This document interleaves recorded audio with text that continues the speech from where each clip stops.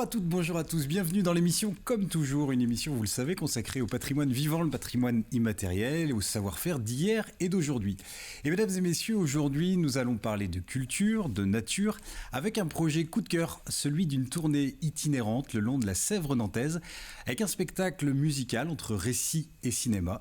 Laurent Touzeau, son créateur, cinéaste et conteur, et Zoé Jarry, chargée de production, sont nos invités et nous invitent à suivre le fil de l'eau de la rivière.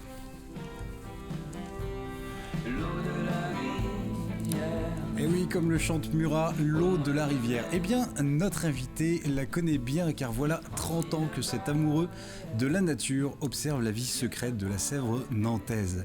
Voilà des années qu'avec l'appareil photo ou la caméra en bandoulière, boîtier chasseur, boîtier braconnier, ce chasseur d'images naturaliste pose ses pièges à l'aveuglette, au petit bonheur, la chasse, à la fortune du portrait. Il vise l'instant. Non, il ne vise pas, il improvise sans objectif précis.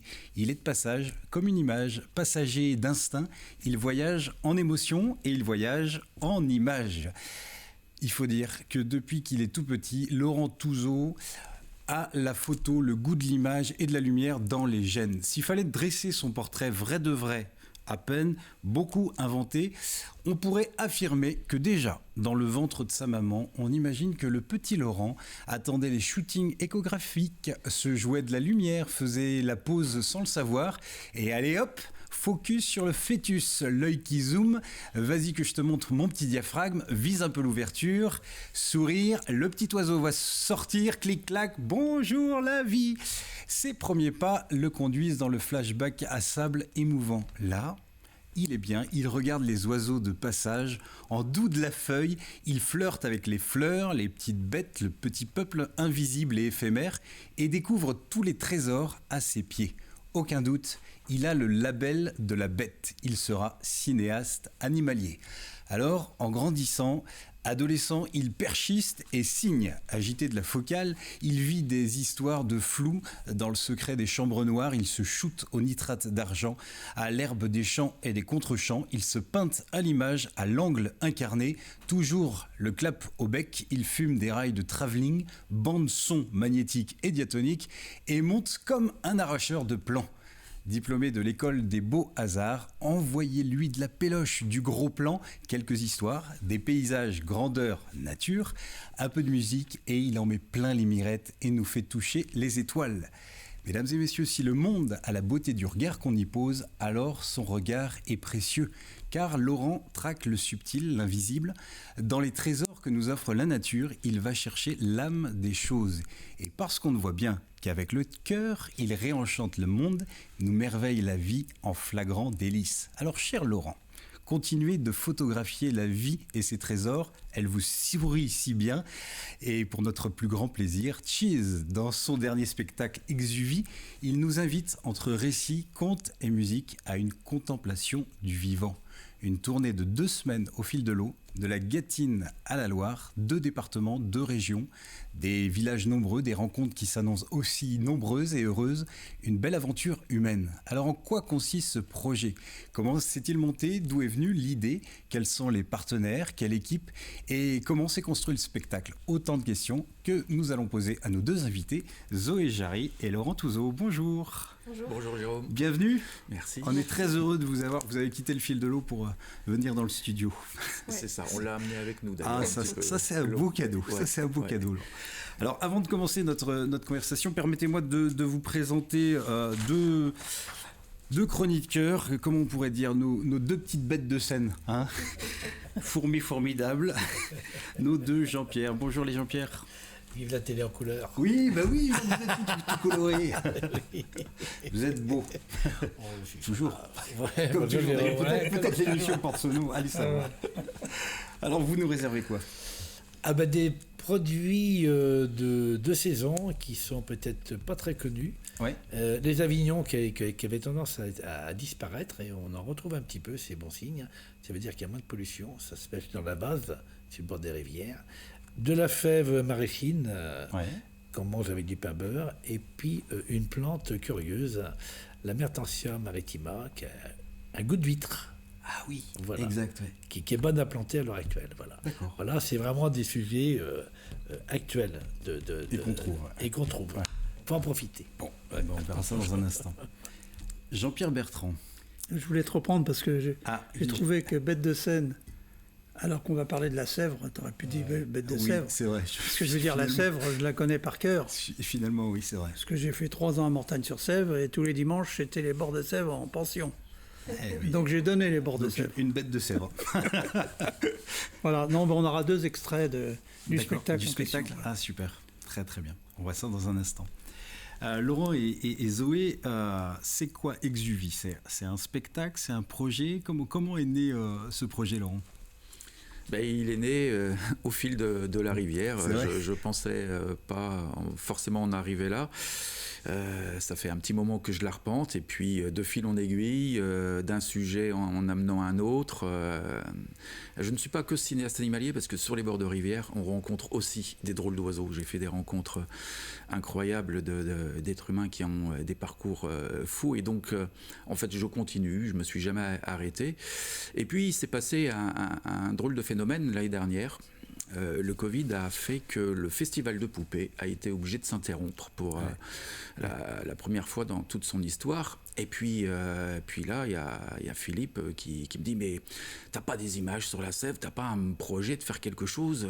Ça serait l'occasion de faire un spectacle pour tous les bénévoles, ça serait pas mal. » Et donc, j'appelle Dominique Fauchard, mon pote musicien, pianiste, et puis on a 3 semaines pour monter un spectacle. Bon, et puis nous voilà sur scène, et donc du coup le seul spectacle qui s'est joué, c'était Exuvie l'année dernière, au moment où il n'y a eu aucun spectacle, donc c'était assez drôle, sur finalement, et en plus sur Poupée, qui est un endroit où j'y passe mon été en tant qu'animateur nature, donc c'est un petit peu ma maison là-bas. Et puis de ce spectacle, dans la salle, il y avait une certaine Zoé Jarry, je crois, qui était là, avec un Gérard Baraton, on se demande et son accordéon. Et son accordéon. Et puis à la fin du spectacle, tout ce petit monde s'est rencontré, et puis nous avons cheminé ensemble le long de la Sèvre. Et aujourd'hui, Gérard mise en scène, Dominique Fauchard musique, Zoé Jarry diffusion, et Zoé à la sortie d'ailleurs du spectacle dit ça serait super de faire une tournée qui partirait de la source à l'embouchure le long de la Sèvre. Écoute, banco, vas-y. Et s'en est un peu mordu les doigts parfois, vu le travail que ça lui a... Mais aujourd'hui... Mais je crois qu'aujourd'hui, on est tous ravis d'avoir... Heureusement qu'on ne maîtrise pas tout et qu'on n'imagine pas les projets sur lesquels on part. Je crois que la plupart du temps, on resterait chez nous. Et vivre cette inconscience et ce hasard, j'y crois pas plus que ça, de la vie qui fait que voilà, on s'est rencontrés et on est là aujourd'hui. Et Zoé, ça a été une évidence ce soir-là de se dire on le partage, il y a quelque chose à faire? Oui, en fait, ce qui m'a touchée, moi je connaissais Laurent parce qu'on a été ensemble à Demain Vendée, donc le journal des initiatives positives. Exactement. Et en fait, de voir ce spectacle, on était dans le théâtre de verdure de Poupée, on avait ces images magnifiques de la Sèvre, Laurent qui nous racontait son histoire, et il y avait des sons d'oiseaux, et en fait on savait pas si c'était des vrais oiseaux qui étaient là à côté de la Sèvre ou est-ce que c'était les oiseaux dans le film. Et là je me suis dit en fait c'est un spectacle qui a besoin de jouer dans un écrin de verdure, qui a besoin de jouer en extérieur parce que c'est là que ça a du sens.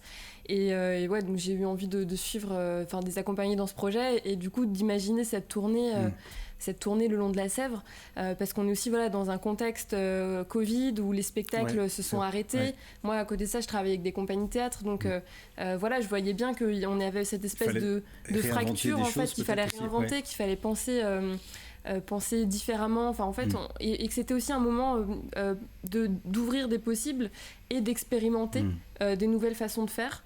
Et donc on s'est dit on imagine une tournée bas carbone, puisque donc on aura les artistes qui vont descendre la Sèvre à pied. Donc ça va être physique. Ça va être physique. On ne sait pas tout.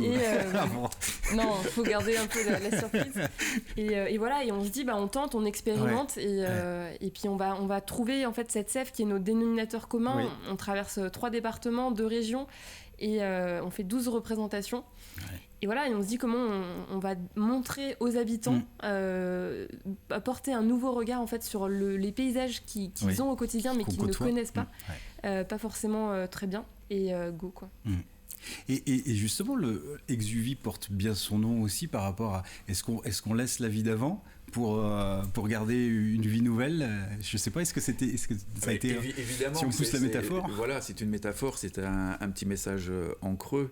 Parce que l'exuvie, c'est quoi exactement? On va pas divulgacher. D'accord. Je trouve que c'est intéressant justement. J'invite d'ailleurs les gens à ne pas chercher ce qu'est une exuvie pour découvrir dans le spectacle, le découvrir de cette manière-là. C'est une métaphore évidemment sociétale. J'espère qu'on ne va pas retourner comme avant, qu'on a nous aussi besoin d'opérer notre métamorphose, et on l'opère tous. C'est un petit peu aussi ce que je raconte en filigrane dans le spectacle. Je n'ai pas été tout le temps cinéaste animalier.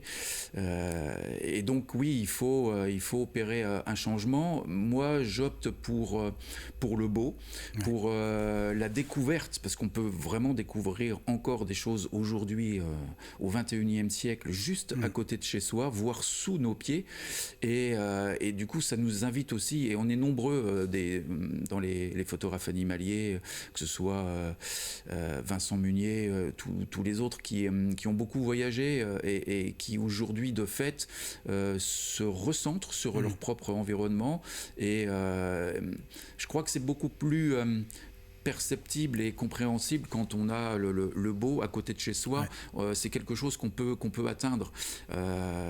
Donc c'est vraiment moi c'est vraiment mon travail. Seul le beau sauvera le monde. Une époque où on parle beaucoup d'essentiel, où chacun définit son essentiel à soi. Oui, c'est ça. C'est comme les plats qu'on va avoir là, et les recettes, elles sont de là maintenant, tout de suite. Alors évidemment qu'on peut continuer à voyager, parce que le voyage quand même nourrit et permet de croiser les expériences, ça c'est sûr, mais et si le plus beau des voyages commençait à la porte de chez soi? Parce que on parlait de cinéaste animalier, mais effectivement vous avez plein de casquettes. Quand vous disiez, ça a été les rencontres aussi du collectage, j'imagine. Parce on sent bien, hein, vous êtes conteur, vous voulez pas nous dire exactement ce que vous avez, le sens du suspense. Donc c'est un mélange des genres aussi. C'est pas un mélange des genres. Je ne dissocie pas. C'est vraiment très français, ça, qu'on doit avoir une spécialité, une spécificité. Évidemment, j'ai beaucoup collecté les meuniers. Quand tu passes du temps à écouter un meunier qui te parle de sa vie et qui te raconte toute cette histoire des gens qui se sont retrouvés dans des petits villages au pied des moulins, qui me racontent quand ils entendaient les loutres batailler au pied de chez eux. Toute cette voix, toute cette oralité, évidemment, a construit mon imaginaire, et tout est lié. La rivière sans moulin, sans la faune, non, ça n'existe pas. Vraiment, tout est lié. Donc, je suis pas un touche-à-tout. Au contraire, conteur aussi, évidemment, toutes nos histoires de trolls, de farfadets qui existent par chez nous, c'est pas à toi que je vais apprendre ça, font partie de notre collectif. La musique traditionnelle, moi je joue de l'accordéon diatonique. Alors, refaire danser un avant-deux avec des Parisiens, des Lyonnais qui sont là en vacances, qui n'ont jamais entendu parler de ça, et qui se retrouvent à danser, esquisser des petits pas de danse, ça passe aussi par ça, la rencontre avec l'autre, être avec les gens. Donc je me sers de tous les outils que mon terreau m'a apporté, quoi. Et donc vive les herbes folles qui en sortent, qui en naissent. Eh ben, à propos d'herbes folles et du végétal, la transition est toute trouvée. Merci Laurent Touzeau. Et c'est l'heure de passer à table avec Jean-Pierre Pouvreau. Tout ça, c'est vraiment la vraie vie, en fait. Oui, vous vous y retrouvez. Complètement. Oui. Ça veut dire que tout le reste, c'est affabulation, c'est transformation, mais la vraie vie, elle devrait être que là. C'est ça, la vraie vie. La rivière, la nature, le vrai, le beau, le bon. Voilà.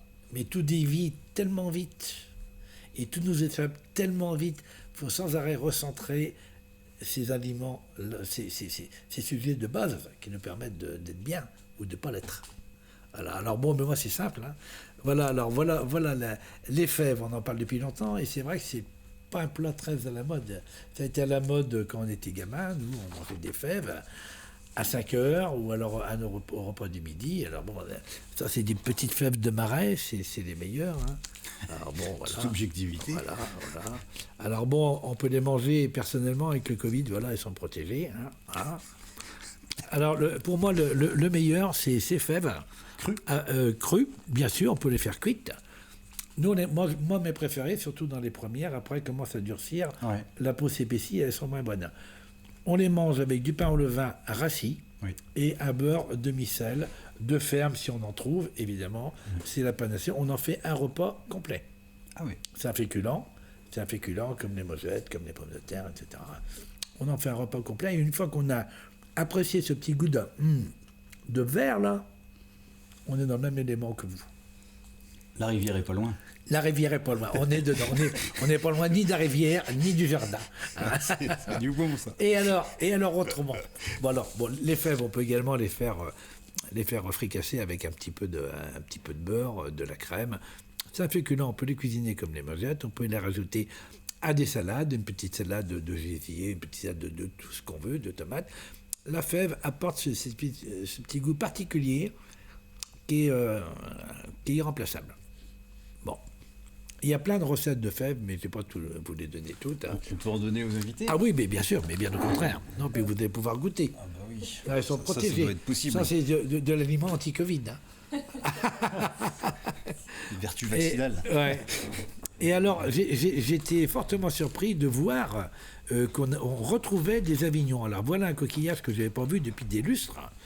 Ça se pêche dans la vase, sur les bords de la vie en particulier, et ailleurs en eau salée. Donc c'est un petit coquillage, il faut faire attention à ne pas s'ouvrir les pieds. On plonge ses mains dans la vase. Bon, alors il faut se salir un peu, mais la vase, c'est pas sale en fin de compte. Hein. Alors, et puis on pêche ces petits coquillages, et donc c'est le retour des Avignons. Alors profitez-en, c'est un goût particulier, c'est entre la coque et la palourde. C'est très très bon, c'est assez vivace, hein, vous voyez, ça survit bien. Et alors pour terminer, ce que j'ai terminé quand même, comment elle s'appelle, l'hortensia maritima, voilà, qui est bonne à planter. Moi j'en ai planté dans mon jardin. C'est une plante qu'il faut planter en plein soleil, hein, avec un peu d'humidité quand même, faut l'arroser régulièrement. Et c'est une plante vivace, donc ça pousse à 5 cm de haut à peu près. Et alors, c'est une plante surprenante. On peut en faire des toasts. Moi, j'adore la faire en toast. Des petits toasts de pain grillés, voilà, avec du beurre, un petit peu de beurre quand même. Et on met une feuille. Sur le beurre avec Jean-Pierre. On met une feuille de Mertensia maritime, voilà. Et alors, il y a le goût de huître qui vient. On peut la rajouter à l'huître, ça sert à rien. Il y aurait redondance. Une plante à découvrir. Faut pas la marier avec l'huître. Ça n'a aucun intérêt. D'accord. Non. Par contre, on peut en mettre dans une salade de fruits de mer. Ça rajoute ce petit côté croquant, particulier. Et c'est une plante qu'on peut planter à l'heure actuelle. Profitez-en. Elle est disponible chez tous vos bons jardiniers. Les bonnes jardineries, je dirais, pour en avoir sous la main quand le cœur vous en dit. Voilà. Merci beaucoup, Jean-Pierre. Merci. Puis on pourra goûter. Oui, allez-y, Jean-Pierre. J'ai été étonné qu'il parle le pointu aujourd'hui. Pourquoi ? Avignon, c'est le nom français. Oui. Alors en patois. Comment que se dit ? En patois, de Avignon. De Lavagnon. Lavagnon ? Ah, Lavagnon. Oui. On disait de Lavagnon. Parlons de même. Ah ouais. Je ne connaissais pas le Lavagnon. Non, Lavagnon. J'en apprends, plus on en apprend, moins on en sait. C'est ça qui est bien. Il n'y a pas d'âge. Lavagnon. Eh bien, on aura appris ça. Zoé, je me disais, le fait d'aller à pied, c'est aussi rencontrer des gens. Ouais. On est loin d'une salle de spectacle, d'une scène conventionnée où il y aurait des rangées de fauteuils d'abonnés. Ouais, complètement. Disons que c'était aussi ça l'expérimentation, c'était de se dire, voilà, on avait passé 1 an, voire 1 an et demi sans culture, sans accès, ou presque sans accès aux salles, juste avec des trucs en live, stream, etc. c'est bon, c'est insupportable, on n'en peut plus. Et donc voilà, et comment on redonne, comment déjà, absolument sans prétention, on va de commune en commune transporter ce spectacle au plus près des gens, en fait, en bord de rivière. On joue à la nuit tombée, on s'installe en bord de Sèvres dans une clairière en plein air, de retrouver en fait aussi l'essentiel et de comment on partage un moment avec les gens sans avoir cette barrière des salles de théâtre qui peuvent être super intimidantes aussi quand on n'est pas habitué à y aller. On ne se sent pas autorisé à y entrer. Et en fait là on a voulu aussi rechercher ce propos universel de dire qui parle à tous. On parle de vous, on parle de votre rivière, on parle de quelqu'un qui est allé la découvrir et qui porte un regard singulier, poétique, sensible dessus. En toute ouverture et sans élitisme on est très proche d'une démarche d'éducation populaire. Complètement, c'est vraiment ça l'idée, c'est qu'est-ce qui fait sens, qu'est-ce qui fait commun. On est aussi dans un paysage social qui est assez fragmenté, avec des réalités qui sont différentes. Là on va quand même passer de Vernoux en Gâtine, fin fond de la Gâtine, toute petite commune, à Rezé où on va finir un univers beaucoup plus urbain. Et en fait comment est-ce que mine de rien ce cours d'eau, cette rivière, elle fait dénominateur commun et elle parle, elle donne du sens en fait, finalement à notre vie quotidienne. Je propose je me tourne vers vous, Jean-Pierre, de bouche à oreille, pour peut-être avoir quelques images. Alors on va avoir des images qui sont de l'an passé seulement. Justement, du festival de Poupée dont vous parliez. C'est là qu'est né Exuvie, donc c'est un bébé que vous allez voir. Donc, Ce que je voulais intervenir, c'est à propos de la Sèvre. Il y a 4-5 ans, la ville de Malièvre m'avait demandé de faire un reportage auprès des anciens. Et j'avais découvert un phénomène intéressant, c'était que les gamins jouaient à faire des radeaux, avec des grosses... les bouillets de jonc, les premiers canoës et kayaks, fagots de jonc. C'est les bouillets de jonc qu'on ficelle et puis à califourchon et hop. Et on apprend à nager sur les bords de Sèvres. Il y avait même une piscine à Mortagne par un professeur champion de France de natation qui avait construit la piscine à Mortagne. Mais des histoires, il y en a. Alors, j'ai filmé ces gens-là. Super. À fabriquer leur radeau. Bon, vu l'âge, ils n'ont pas osé se mettre à califourchon dessus. Mais j'ai trouvé ça sympa parce que c'est quand même des phénomènes très anciens. Alors, on a donc deux extraits du spectacle que je vais vous laisser présenter, en fait. Oui, Laurent, tu veux en dire deux mots ? Donc c'est les extraits de ce qui a été présenté à Poupée, comme je le disais tout à l'heure. Mais je reviendrai sur éducation populaire, si vous le permettez. Je me considère des fois un peu comme un boulanger qui c'est ça, qui a fait son pain la nuit et puis le matin on va dans la boulangerie acheter le pain. Combien de fois j'ai vu, moi je suis un privilégié, je passe mes journées à être au plus près de la nature, à filmer le lever du soleil, le coucher, toutes les scènes qui se passent entre les deux. Et je vois les gens en voiture qui passent, parfois, qui font des photos du lever de soleil parce que c'est super beau. Et ils n'ont pas le temps de faire ça parce qu'ils ont un métier, eux.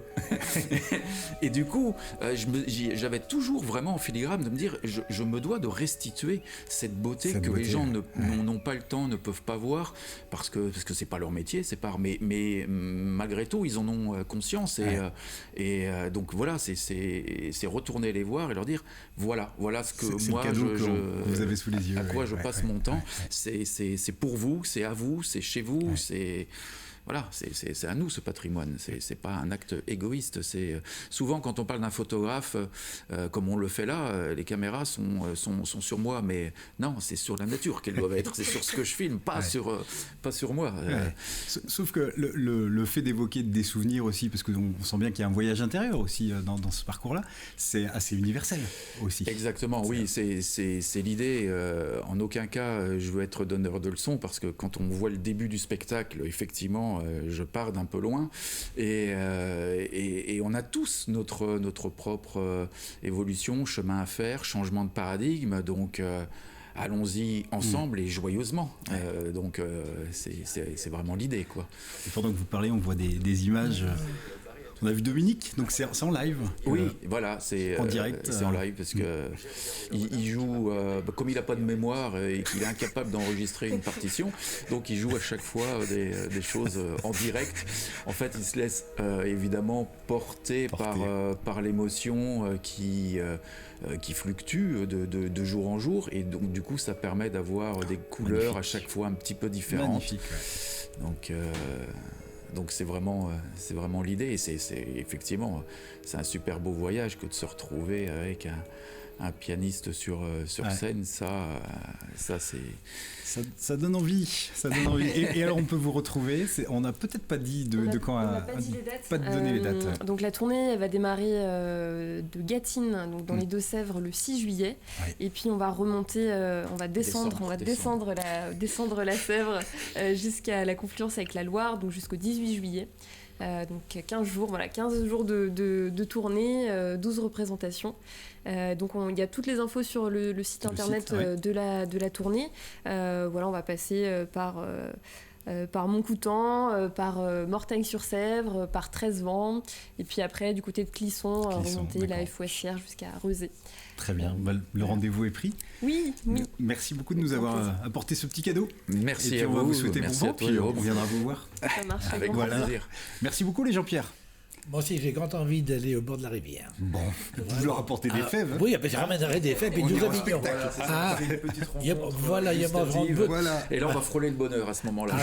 Ça sera du bonheur. Tutoyer les anges, à mon avis. Merci beaucoup. Merci. Et puis on va se dire à bientôt. À bientôt. À bientôt.